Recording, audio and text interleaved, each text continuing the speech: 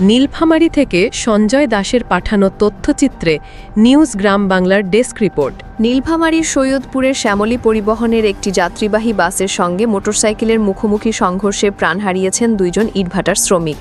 আজ বুধবার সকাল 7টার দিকে সৈয়দপুর রংপুর মহাসড়কের কামারপুকুর বাজার সংলগ্ন পুতিরাম ব্রিজ এলাকায় এ দুর্ঘটনা ঘটে।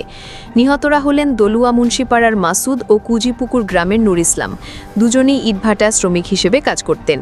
পুলিশ জানায়, ঢাকা থেকে ছেড়ে আসা শ্যামলী পরিবহনের একটি বাসের সঙ্গে তাদের মোটরসাইকেলের মুখোমুখি সংঘর্ষ হয়। ঘটনাস্থলেই তারা নিহত হন। বাসের নিচে দুমড়ে মুচড়ে যায় মোটরসাইকেলটি। তারাগঞ্জ হাইওয়ে থানার ওসি মোহাম্মদ মুস্তাফিজুর রহমান জানান, দুর্ঘটনার পর বাসটি জব্দ করা হয়েছে, তবে চালক পালিয়ে গেছে। নিহতদের মরদেহ আইনি প্রক্রিয়া শেষে পরিবারের কাছে হস্তান্তর করা হবে। সড়কে বেপরোয়া যান চলাচল প্রতিনিয়ত কেড়ে নিচ্ছে মূল্যবান প্রাণ। প্রয়োজন সচেতনতা ও কার্যকর নিয়ন্ত্রণ। দুর্ঘটনার বিস্তারিত জানতে চোখ রাখুন আমাদের পরবর্তী আপডেটে। নতুন আপডেট জানতে চোখ রাখুন নিউজ গ্রাম বাংলা ফেসবুক পেজে।